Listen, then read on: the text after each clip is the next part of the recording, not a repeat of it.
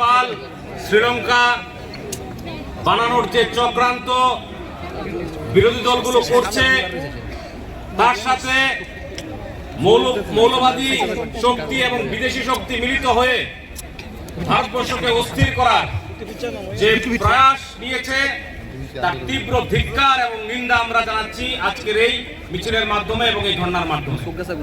আমরা দেখতে পেরেছি কালকে প্রধানমন্ত্রী নরেন্দ্র মোদীজির বাসভবনে কংগ্রেস দল কিভাবে সিন ক্রিয়েট করে সারা বিশ্বের নজর ভারতবর্ষের দিকে নেওয়ার চেষ্টা করছে, অসুস্থ মানসিকতা নিয়ে এবং ভারতবর্ষকে দ্বিখণ্ডিত করার, ভারতবর্ষের গণতন্ত্রকে বিনষ্ট করার এবং সনাতন বিরোধী যে ন্যারেটিভ ওনারা চালানোর চেষ্টা করছে, তার বিরুদ্ধে আমরা ধিক্কার জানাচ্ছি আজকের এই মিছিল থেকে এবং এই ধর্ণা থেকে।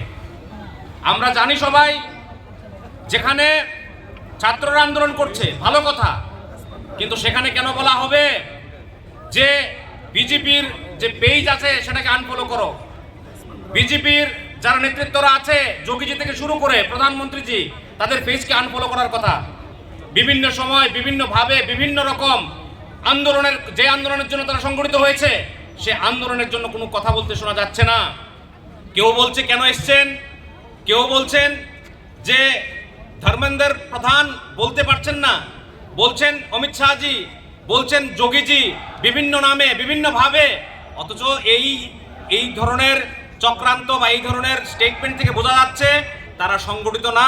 তাদের এজেন্ডা একটাই, যেখানে মার্ক্সবাদী কমিউনিস্ট পার্টি থেকে শুরু করে সমস্ত বিরোধী দল যারা পরিবারতন্ত্রে বিশ্বাসী, যারা ভারতবর্ষের অগ্রগতি চায় না, তা ভারতবর্ষকে দ্বিখণ্ডিত করতে চায়, তারা সম্মিলিত হয়ে দেখছে ভোটের মাধ্যমে কোনোভাবেই ভারতীয় জনতা পার্টিকে সরানো যাবে না। তাই চক্রান্ত করে, এই ধরনের এজিটেশন করে, কিছু কিছু নতুন নতুন পার্টির নাম করে আমরা দেখি যে বহির ভারতের সংখ্যা, সেই সমস্ত যারা দেখি ফেসবুক পেজ খুলেছে, সেই পেজে ভারতবর্ষের লোকের সংখ্যা কম, পাকিস্তানের সংখ্যা বেশি, বাংলাদেশের সংখ্যা বেশি। বুঝতে অসুবিধা হচ্ছে না যে একটা চক্রান্ত কাজ করছে। ভারতবর্ষের মানুষ, ভারতবর্ষের মায়েরা, ভারতবর্ষের ছাত্র, যুবক, কৃষক সবাই সতর্ক আছে যে এই ধরনের চক্রান্তে কোনোভাবে পা দেওয়া যাবে না। যখন এই ধরনের চক্রান্ত হবে, ভারতীয় জনতা পার্টি, ভারতীয় জনতা যুব মোর্চা, মহিলা মোর্চা, সমস্ত উইংস তার তীব্র প্রতিবাদ এবং ধিক্কার জানায়। আজকে আমরা এখানে সবাই সুসংগঠিতভাবে, সুশৃঙ্খলভাবে এখানে একত্রিত হয়েছি।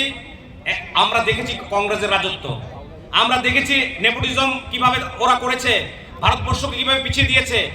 মোদীজির নেতৃত্বে ভারতবর্ষ যখন সাবলীল এগিয়ে যাচ্ছে এবং দৃঢ় প্রত্যয়ে মোদীজি যখন একের পর এক সিদ্ধান্ত নিচ্ছে, এবং দেখবেন যখন বড় বড় ঘোটালার বা বড় বড় যখন কোনো কিছু মোদীজি হাত দেয়, তখন এই ধরনের চক্রান্ত আমরা দেখতে পাই। নিশ্চয়ই মোদীজি কোনো বড় জায়গায় হাত দিয়েছে, তাতে করে যারা ভারতবর্ষকে লুট করতে চায়, ভারতবর্ষের গণতন্ত্র বিনষ্ট করতে চায় এবং ভারতবর্ষের আবার পরাধীন করতে চায়, দেখবেন তাদের কিছু নাম আগামী দিন বেরিয়ে আসবে। যে কি কারণে এটা করেছে আমরা তখন বুঝতে পারবো। আমরা ভারতীয় জনতা যুব মোর্চা থেকে শুরু করে ভারতীয় জনতা পার্টির প্রত্যেকটা কার্যকর্তা, সাধারণ অংশের মানুষ আমরা সজাগ আছি, আমরা মোদীজির পাশে আছি। আমরা ভারতীয় জনতা পার্টিকে এবং মোদীজিকে শক্তিশালী করব। কোনোভাবেই এই ধরনের চক্রান্তকে আশকারা দেওয়া যাবে না, প্রশ্রয় দেওয়া যাবে না। এবং কংগ্রেসের এই ভিন্ন চক্রান্ত আমরা